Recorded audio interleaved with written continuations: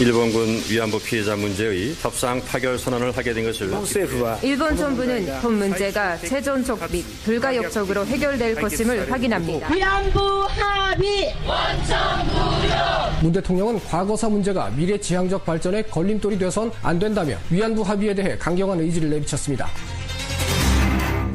예, 탄핵 정국으로 멈춰섰던 정상 외교 새 대통령 취임과 함께 본격 가동이 되기 시작했는데요.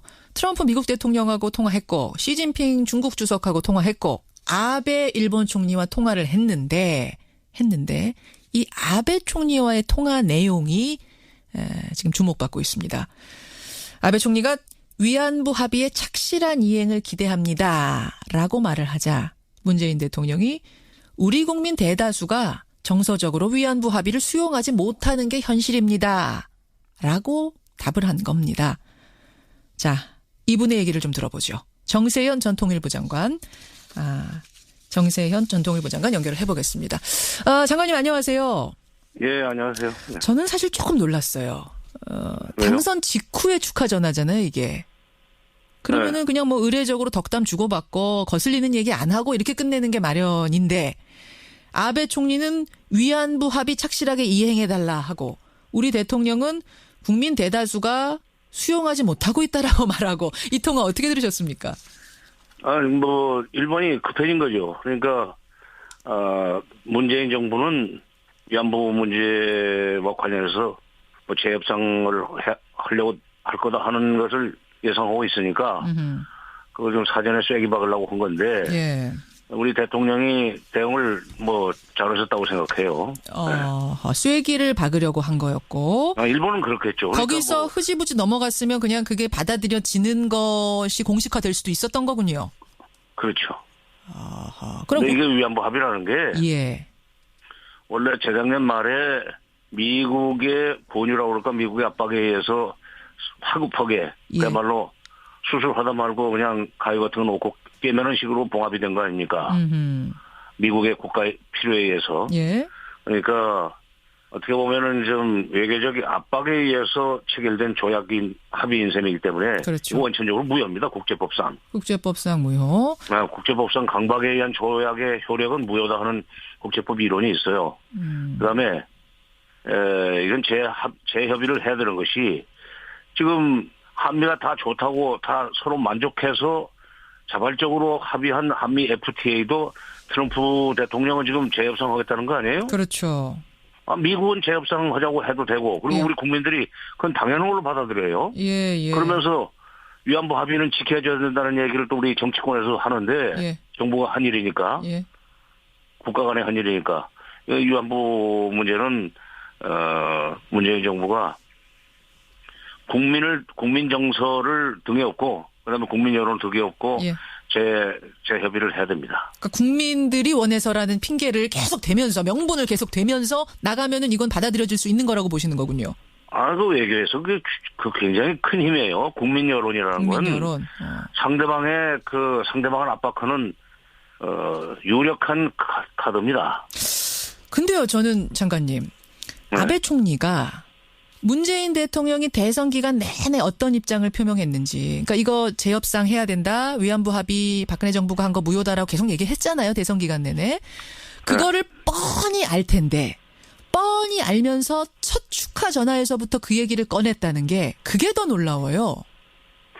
일본 뻔히 알기 때문에 그런 거죠. 일본 사람들이 그리고 이런 식으로 그렇게 얘기를 했는데 문 대통령이 확실하게 얘기를 하질 않고 앞으로 긴밀하게 협의하자 하면은 그쪽에서 이제 해석을 그렇게 할 거예요. 이건 사실상 아베 총리의 요구를 받아들인 거다 하는 식으로 해석을 해가지고 나중에 협상해서 우리를 또 압박하는 카드로 쓰려고 할 겁니다. 아주 대처를 잘한 거예요, 이렇게. 덫을 놓은 거네요, 일종의. 네? 나쁘게 말하자면 좀 덫을 놓은 거예요. 덫을 놓았는데 안 빠졌죠. 안 빠진 거예요. 갑자기 또 궁금해지는 게 이 국제 정상들이 국제 간에 통화할 때 미리 어떤 얘기 할 거다 이런 질문이 올 거다 이렇게 조정하고 하는 건 아닌 거예요? 그건 아닐 거예요. 그건 아니죠. 그러니까 더구나 저런 문제를 미리 그 귀띔을 하거나 할 리가 있습니까? 일본 사람들이. 그렇죠. 일종의 덫을 놓는 사람들인데. 거기에 안 걸리고 어쨌든 잘 재협상 의지를 밝힌 건 잘한 것이다. 근데 이제 앞으로 풀어나가는 게 문제인 것 같습니다. 뭐 국민들 명분, 국민 여론을 명분으로 삼아가지고 밀고 나가라 말씀하셨지만 그러다가 진짜 일본하고 관계 완전 얽혀버리는 거 아니야? 이런 걱정하실 분도 계실 거거든요. 근데 바로 그 걱정하는 대목. 그게 우리의 입장을 국민 정서가 국민 여론이 이거 혹시 한일 관계 틀어지는 거 아니야 하는 걱정을 하는 걸 일본에서 또 이용하려고 그럴 거예요. 여론 조성도 하고 일본 언론은 뭐 그런 짓을 잘하니까 거기에 흔들리지 말아야 됩니다. 우리 국민들이 진짜 이번에는 위안부 문제에 관한 한 예. 국민 절대 다수의 정서가 어느 방향으로 가고 있는지 일본이 알고 일본이 태도를 바꾸도록 자세 정책을 바꾸도록 장애 압박을 가해줄 필요가 있습니다. 그래요. 국민 여론이 외교에 굉장히 큰 힘이 돼요. 문 대통령이 무라야마 다마, 고노다마를 존중하고 계승하는 자세가 필요하다. 이렇게 얘기한 것도 뭐 쐐기를 박으려는 걸로 해석하시는 거고요. 네, 그건 국가 책임이라는 것을 인정하라는 얘기죠. 그 고노다마, 무라야마 다마는 그렇게 얘기하지 않았느냐. 그 징발은 국가 책임이었다 하는 것을 인정한 사과였었습니다. 그렇죠. 다시 한번 상기시킨 거다 이런 말씀. 예. 정세현 전 통일부 장관 만나고 있습니다. 중국으로 잠깐 가보죠. 중국 시진핑 주석하고도 통화했는데 이제 사드 보복에 대해서 이제 문재인 대통령이 원만하게 해결되도록 특별한 관심 좀 기울여 주십시오 얘기를 했습니다. 근데 여기에 대해서 시진핑 주석이 뭐라고 답을 했는지는 우리 브리핑에 안 나오더라고요. 제가 생각할 때는 별 답 없이 넘어간 것 같습니다. 그냥 흐지부지. 어떻게 되는 겁니까? 어떻게 풀어야 됩니까? 그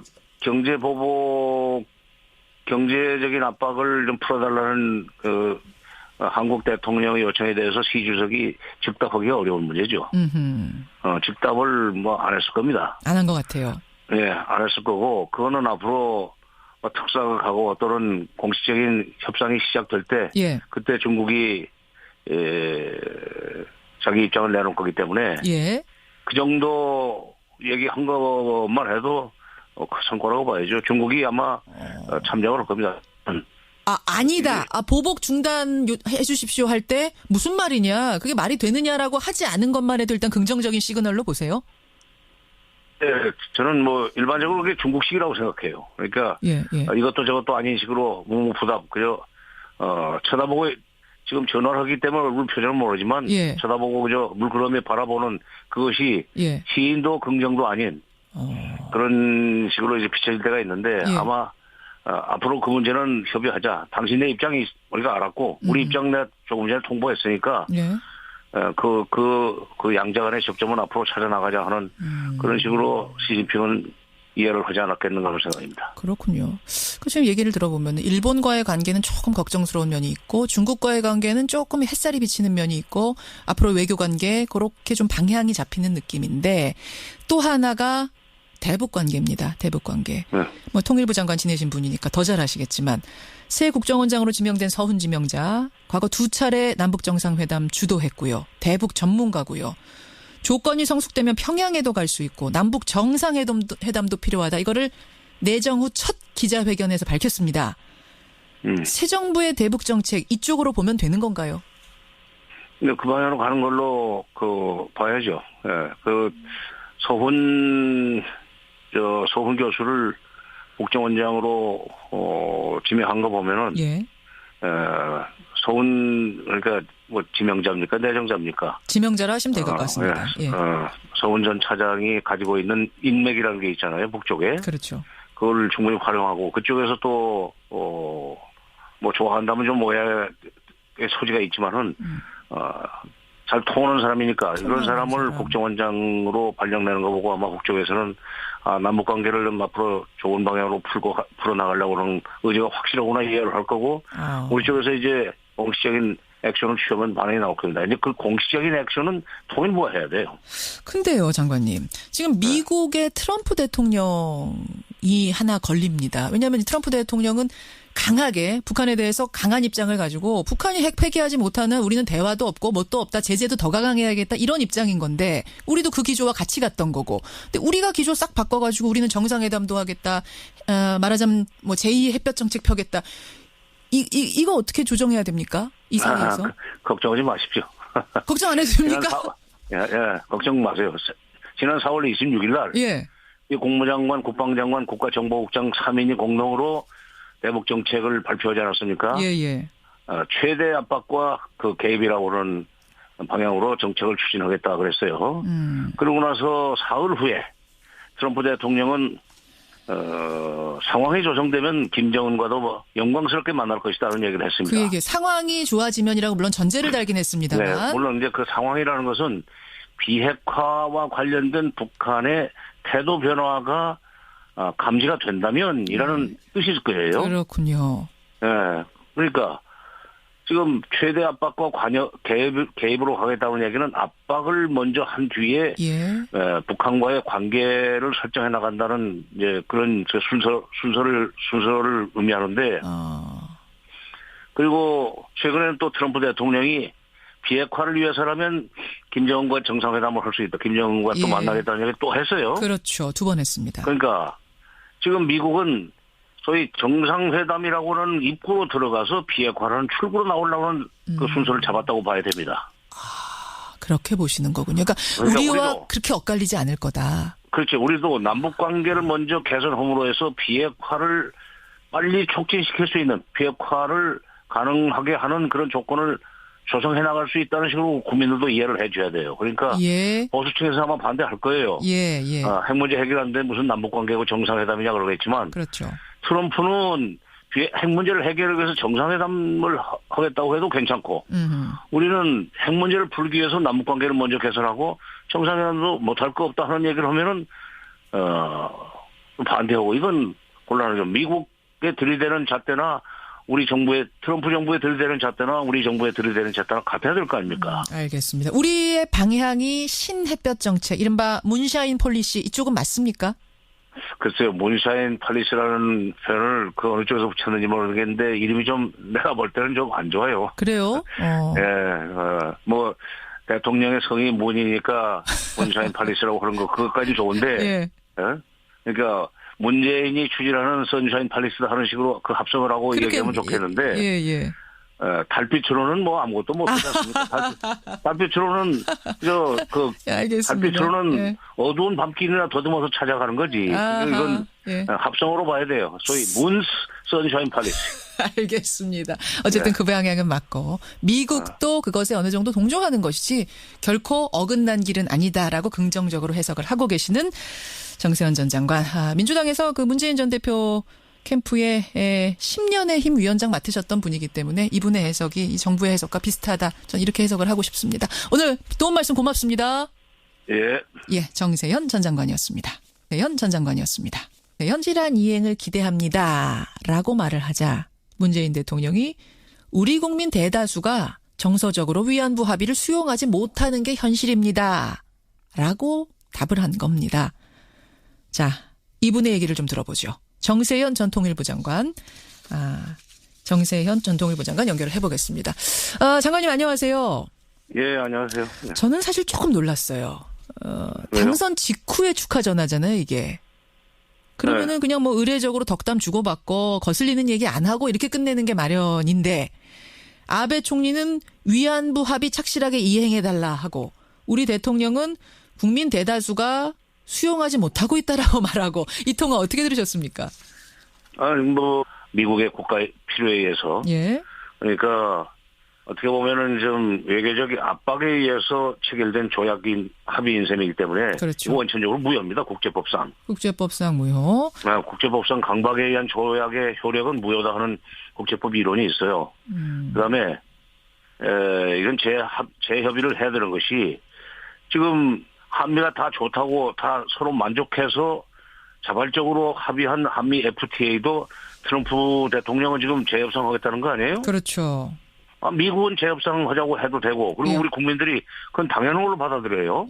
그러면서 위안부 합의는 지켜줘야 된다는 얘기를 또 우리 정치권에서 하는데 정부가 한 일이니까 국가 간의 한 일이니까 위안부 문제는 문재인 정부가 국민 정서를 등에 업고 그다음에 국민 여론을 등에 업고 재협의를 해야 됩니다. 그러니까 국민들이 원해서라는 핑계를 계속 대면서 명분을 계속 대면서 나가면은 이건 받아들여질 수 있는 거라고 보시는 거군요.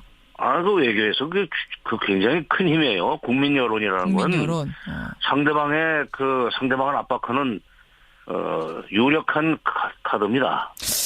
근데요, 저는 장관님, 네. 아베 총리가 문재인 대통령이 대선 기간 내내 어떤 입장을 표명했는지, 그러니까 이거 재협상 해야 된다, 위안부 합의 박근혜 정부가 한 거 무효다라고 계속 얘기했잖아요, 대선 기간 내내. 그거를